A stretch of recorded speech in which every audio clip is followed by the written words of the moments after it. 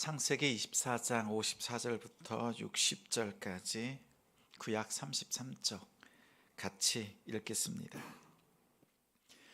이에 그들 곧 종과 동행자들이 먹고 마시고 유숙하고 아침에 일어나서 그가 이르되 나를 보내어 내 주인에게로 돌아가게 하소서. 리브가의 오라버니와 그의 어머니가 이르되 이 아이로 하여금 며칠 또는 열흘을 우리와 함께 머물게 하라. 그 후에 그가 갈 것이니라. 그 사람이 그들에게 이르되 나를 만류하지 마소서. 여호와께서 내게 형통한 길을 주셨으니 나를 보내어 내 주인에게로 돌아가게 하소서.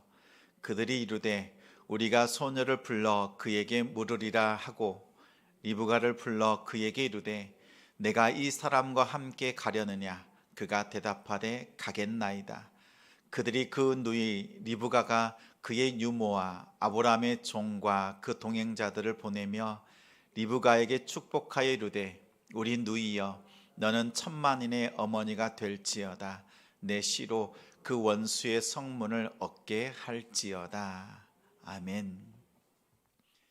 형통의 유혹에 빠지지 말라.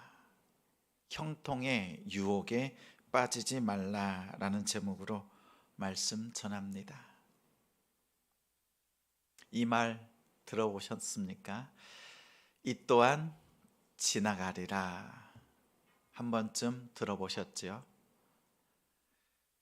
전해오는 이야기로는 다윗 왕이 반지 세공사에게 반지를 만들되 큰 승리에도 교만하지 않고 절망적인 패배에도 낙심하지 않고 용기와 희망을 가질 수 있는 글귀를 반지에 새겨서 가져오라고 명령했습니다. 세공사는 반지를 만들었지만 거기에 새길 글귀가 도무지 떠오르질 않습니다. 몇 날 며칠을 고민하다가 지혜롭기로 소문난 솔로몬 왕자에게 가서 도움을 요청했습니다. 그러자 솔로몬이 그 자리에서 알려준 글귀가 이 또한 지나가리라, 이 말이었다고 합니다. 이 이야기는 사실이 아니지만 참 지혜로운 말이라는 생각이 듭니다. 그렇지요? 그래서 저는 이렇게 생각해 보았습니다. 이 또한 지나가리라. 이 말과 의미, 뜻, 느낌이 비슷한 성경 구절은 무엇일까?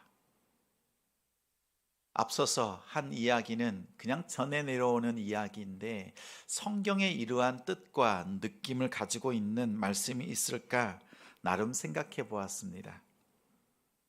생각하고 또한 묵상하다가 전에 읽었던 말씀이 떠올랐습니다. 전도서에서 비슷한 뜻을 가진 구절을 발견했습니다. 솔로몬이 하나님께서 주신 지혜로 이 땅, 이 세상을 살아내고 또 인생을 노래하면서 후손들에게 인생의 격언, 인생을 살아가는 그 깊은 뜻을 전해주는 말씀이 전도서입니다. 그 중에서 전도서 7장 14절 말씀이 마음에 떠올랐습니다. 같이 읽겠습니다. 형통한 날에는 기뻐하고 곤고한 날에는 되돌아보아라. 이 두 가지를 하나님이 병행하게 하사 사람이 그의 장래의 일을 능히 헤아려 알지 못하게 하셨느니라. 인생에는 업, 다운이 있습니다. 좋은 때가 있으면 그렇지 않은 때도 있습니다. 좋을 때도 또 그렇지 않을 때에도 하나님께서 이 두 날을 다 운행하고 계신다. 이렇게 고백할 수 있다면 우리가 너무 교만하지 않을 수 있겠습니다. 낙심하더라도 빨리 회복할 수 있습니다. 어떠세요? 이 또한 지나가리라. 이 말과 전도서 7장 14절의 이 말씀이 좀 비슷하다 이런 생각이 들지 않으세요? 표정을 보니까 목사님이 강요하고 있는 것 같아요. 비슷하다라고. 이 세상 모든 사람들이 곤고한 날보다 형통한 날을 좋아합니다. 항상 형통하기를 원합니다. 오늘 본문 56절에도 보면 형통이 있습니다. 성경에서 형통하다라고 하는 것은 평탄하다, 적당하다, 또 번영하다라는 뜻이 담겨 있습니다. 무슨 일을 할 때 평탄해서 걸림돌이 없을 때 형통이라고 말합니다. 그리고 계획한 일들이 순순히 척척척 잘 진행됩니다. 일하는 데 있어서 적당한 환경, 조건이 형성되었습니다. 이것을 형통이라고도 합니다. 또한 일이 잘 풀려서 번성하는 것, 번영하는 것, 이것이 형통입니다. 아브라함도 형통의 축복을 사모했습니다. 하나밖에 없는 아들 이삭에게 신부감을 찾아오라고 합니다. 며느리지요. 며느리감을 찾아오도록 종을 하란으로 보냈습니다. 브엘세바에서 하란까지는 약 800km입니다. 우리나라로 말하면 서울에서 부산을 갔다가 다시 서울에 오는 왕복하는 거리지요. 가는 데만 800km였습니다. 그 길을 오가는 동안에 평탄하게, 그리고 그 일들이 형통하게 이루어지도록 아브라함이 종에게 축복했습니다. 아브라함은 축복하고 종은 그 축복을 가지고 그 마음에 품고 기도하는 대로 일들이 척척척 해결됩니다. 그리고 만납니다. 우물가에서 아브라함의 동생 나홀의 손녀 리브가를 만났습니다. 모든 일이 형통했습니다. 그런데 형통에 유혹이 있습니다. 형통의 유혹이 뭘까요? 형통이 있고 그 뒤따르는 유혹이 있다는 겁니다. 형통 플러스 유혹을 말합니다. 형통할 때 분명 유혹이 있습니다. 아브라함의 조카 롯을 보면 삼촌인 아브라함과 함께할 때 형통했습니다. 큰 부자가 되었습니다. 그래서 아브라함의 목자들과 롯의 목자들이 서로 다툽니다. 물이 부족하니까. 그때 롯이 쳐다봅니다. 하나님의 동산과 같은 소돔과 고모라가 눈에 들어옵니다. 저곳으로 가면 내가 이 많은 양떼들, 우리 가족들을 이끌고 더 평탄한 길, 형통한 길을 갈 수 있겠다, 이렇게 생각했습니다. 그런데 성경에는 이렇게 말씀하지요. 분명 하나님의 동산과 같은 소돔과 고모라지만 그 땅을 하나님이 멸하시기 전이었다. 그런데 롯의 눈에는 그게 보여요, 안 보여요? 안 보이죠. 그러니까 하나님의 동산과 같은 그곳을 바라보면서 평탄한 길, 형통한 길이라 생각했습니다. 사실 롯에게 있어서 형통한 자리는 어디였습니까? 삼촌 아브라함과 함께하는 것이 형통이었습니다. 그곳이 조금은 목자들끼리 다툼이 있는 자리였지만 아브라함과 함께하는 그 자리가 그에게는 진정한 형통의 길이었는데 소돔과 고모라로 떠났습니다. 소돔과 고모라는 롯을 망하게 하는 유혹이었습니다. 보십시오. 소돔과 고모라를 선택했을 때 모든 것을 잃었습니다. 간신히 목숨만 건졌습니다. 눈으로 볼 때는 형통의 길로 보였지만 진정한 형통이었던 아브라함의 품을 떠났을 때 그는 그 유혹에 넘어지고 말았습니다. 형통할 때 유혹이 찾아옵니다. 유혹은 다른 말로 하면 미끼입니다. 미끼. 사탄이 던져주는 미끼. 미끼를 덥석 물면 어떻게 됩니까? 낭패를 당합니다. 심지어 목숨을 잃기까지 합니다. 예수님께서 제자들을 다 불러 모시고 이 땅에서 마지막 유월절 만찬을 여셨습니다.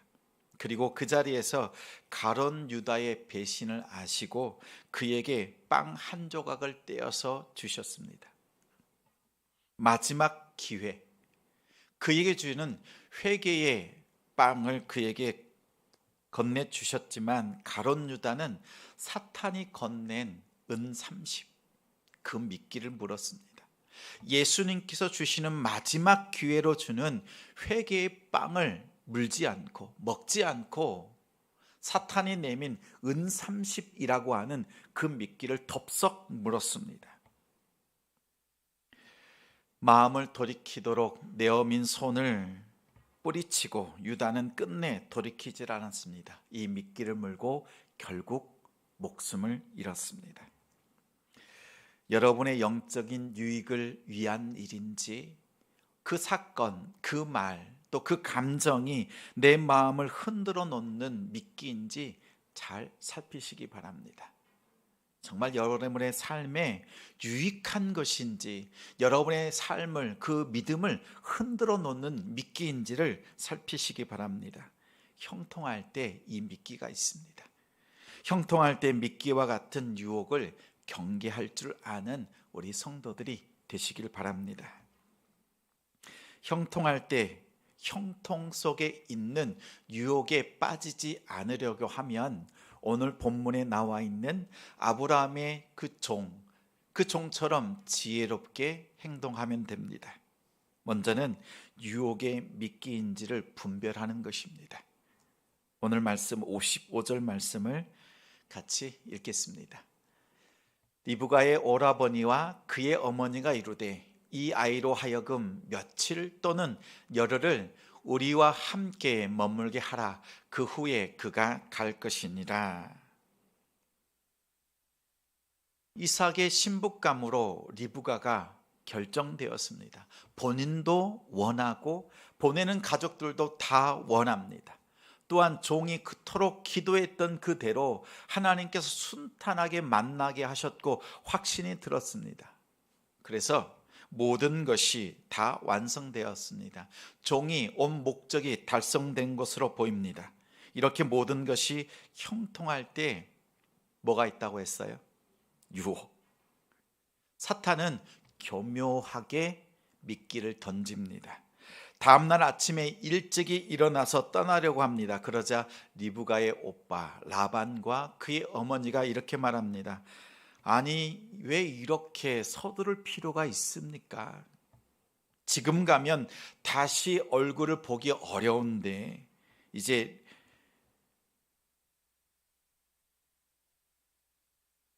가족들을 떠날 수밖에 없는데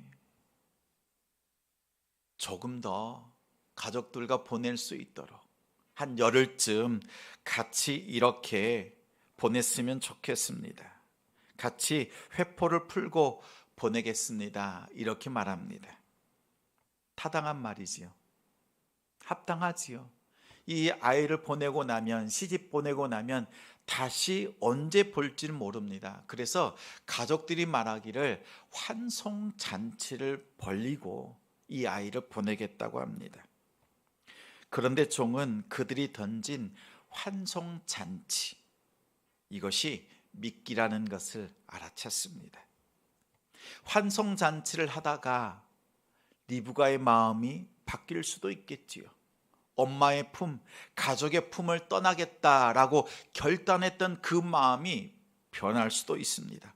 또 다른 말로는 가족들도 그 마음이 변할 수 있겠지요. 모든 것이 순탄하고 하나님께서 인도해 주신 것이라고 확신하고 공감했지만 막상 보내려고 하니 열흘쯤 그들의 마음이 변하고 감정이 격동하면서 딸을 보내지 않을 수도 있습니다. 그런데 이 종이 이것이 미끼인 것을 알아챘습니다. 미끼는 특징이 있습니다. 지금까지 긴장하면서 매 순간순간마다 기도했습니다. 하나님께서 인도해 주시는 그 형통한 길을 걸었습니다. 그래서 감사했어요. 그런데 이제 다 되었다. 모든 것이 다 성공적으로 완성되었다라고 이렇게 마음을 느슨하게 만드는 것들입니다. 때로는 모든 것이 잘 될 것처럼 핑크빛처럼 보이게 하는 것이 미끼입니다. 마음이 흥분되게 하고 기분이 들뜬 마음, 정말 마음이 날아갈 듯이 그런 마음이 들게 하는 것이 미끼입니다. 여러분 어떠세요? 인생을 살다 보면 그런 미끼, 내가 덥석 물기도 했고 또 그것에 유혹되기도 했습니다. 믿기는 어떻습니까? 화려하지요. 믿기는 화려합니다. 그럴싸합니다. 명분도 있습니다. 타당하게 보입니다. 오히려 그럴 때에 차분하게 살피고 분별하고 물리쳐야 합니다. 믿기는 헛되이 돈을 낭비하게 합니다. 믿기는 엉뚱한 것에 감정을 소비하게 합니다. 그럴 때 여러분 생각하십시오. 내 마음을 흔들어 놓는 말들, 사건들, 이것이 나에게 정말 유익한 것인가? 그것을 한 번 더 냉철하게 살펴보십시오. 여러분의 마음을 들뜨게 하는 말들, 대부분 누가 그런 말을 해요? 사기꾼들이요. 사탄이 그 말을 넣어줍니다. 그래서 은 30에 예수님도 팔아먹습니다. 그 어떠한 것도 자행합니다. 믿기는 화려합니다. 명분도 있습니다. 그럴 때 여러분의 마음이 들뜰 때, 모든 것이 잘 될 것 같다, 이런 마음이 들 때 정말 냉정하게 돌아볼 수 있는 우리 성도들 되시기 바랍니다. 56절 말씀에 굵은 글씨만 같이 읽겠습니다. 시작. 그 사람이 그들에게 이르되 나를 만류하지 마소서, 여호와께서 내게 형통한 길을 주셨으니. 종이 고백합니다. 지금까지 하나님께서 형통한 길을 열어주셨습니다. 이제 나를 막지 마십시오 라고 합니다. 아브라함이 보낸 종은 정말 지혜로웠습니다. 그들이 제시한 가족들의 환송잔치, 이것에 마음 빼앗기지 않고 그 마음이 늘 깨어 있었습니다. 냉철하게 보는 거지요. 지금 하란에서 벌어지는 이 가족잔치, 환송잔치는 이삭의 결혼잔치가 시작된 것이 아닙니다. 이삭의 결혼잔치는 아직 멀었어요. 아직 마음을 놓을 때가 아닙니다. 이 미끼를 덥석 물면 자칫 이삭의 결혼잔치가 물거품으로 바뀔 수 있다는 것을 늘 마음에 경계하고 있는 겁니다. 종은 환송잔치가 미끼라는 것을 알았고 이것을 물리쳤습니다.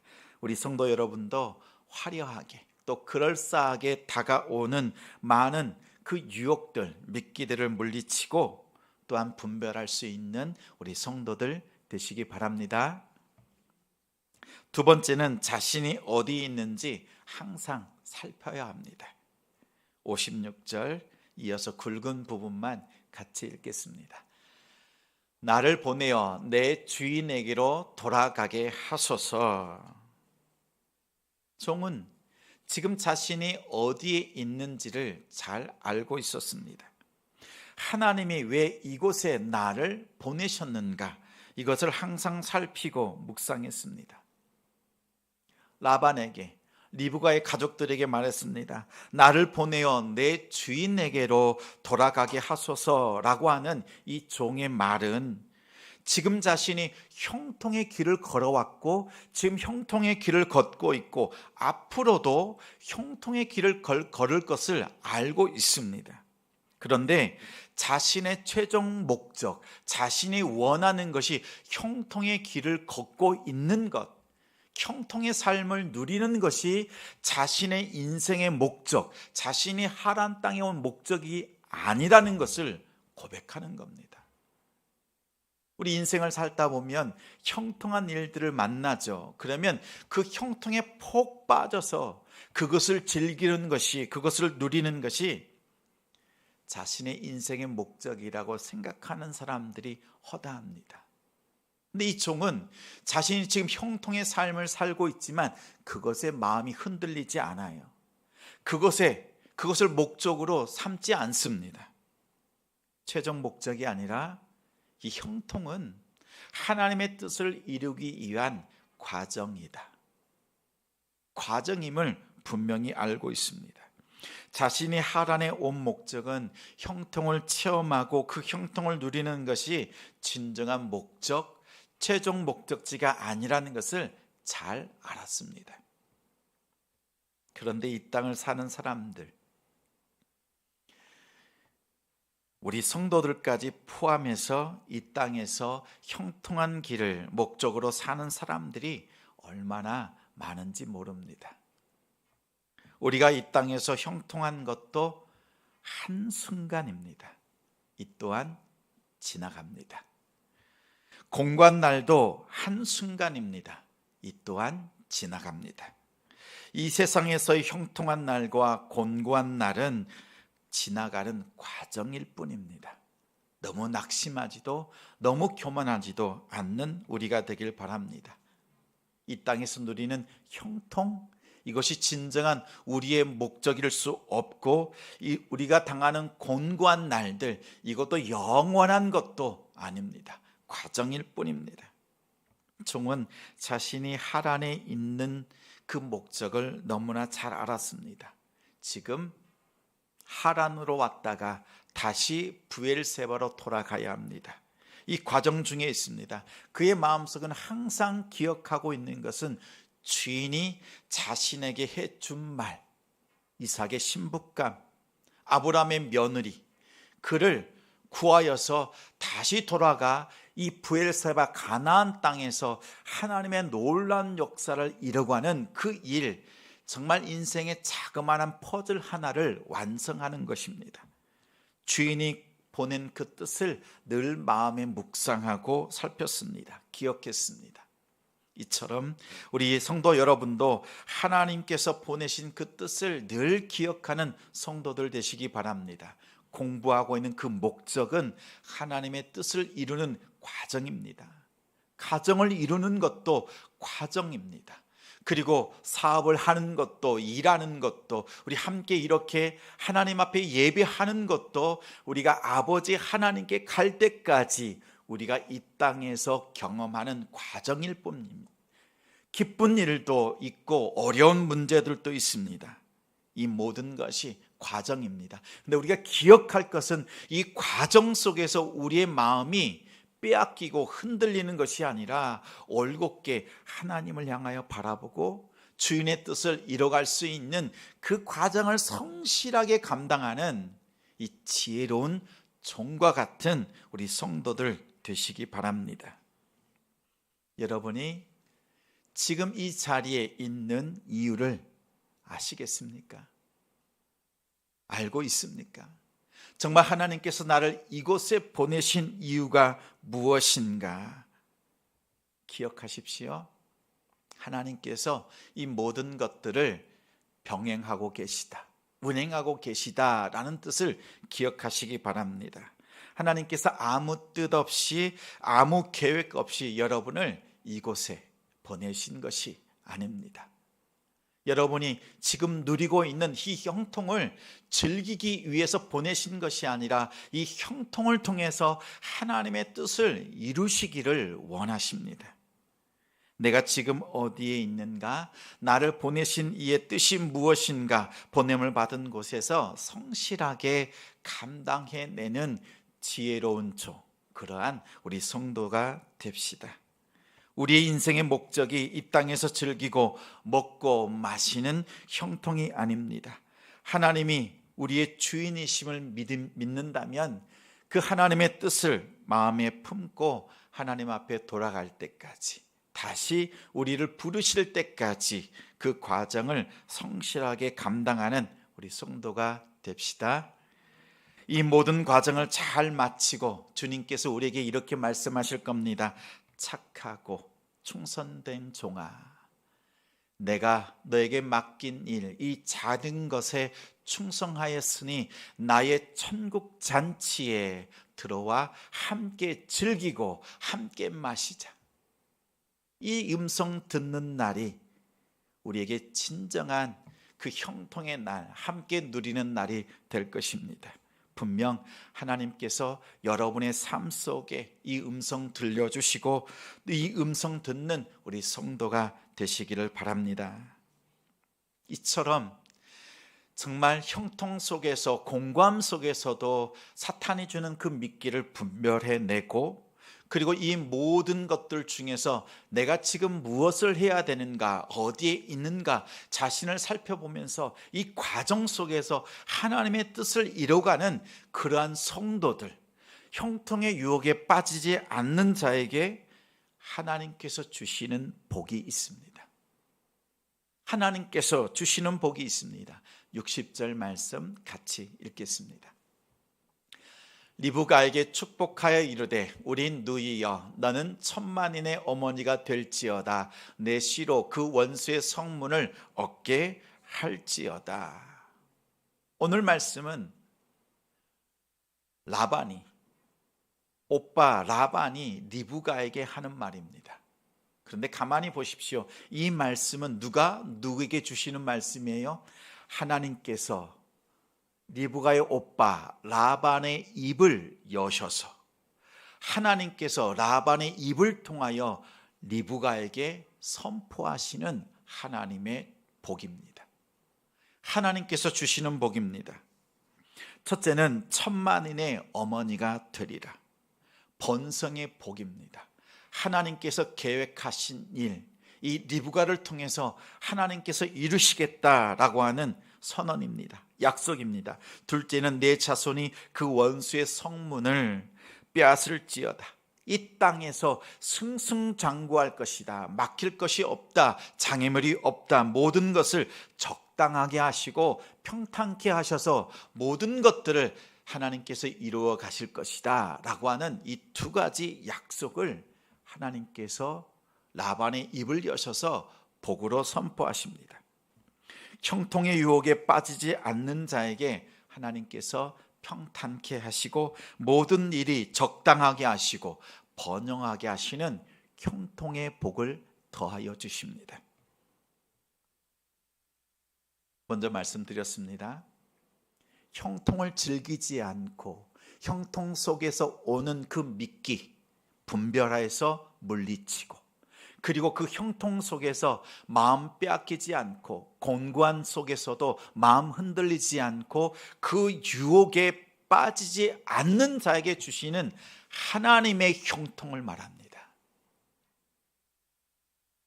유혹에 빠지지 않는 성도에게 하나님이 주시는 복이 있습니다. 평탄케 하시고 모든 일이 적당하게 하나님께서 인도하여 주시고 번성케 하시는 하나님의 형통이 있습니다. 오늘 예배 드리는 우리 성도들 가정, 일터와 사업장에 하나님께서 이렇게 약속해 주시는 하나님의 복, 하나님의 형통이 가득 부어지는 우리 성도들 가정이 되기를 주님의 이름으로 축원합니다. 형통의 유혹에 빠지지 않는 성도, 그리하여서 하나님이 주시는 그 형통 속에서 하나님의 뜻을 이루어가는 우리 성도들이 되시기를 주님의 이름으로 축복합니다. 축복합니다.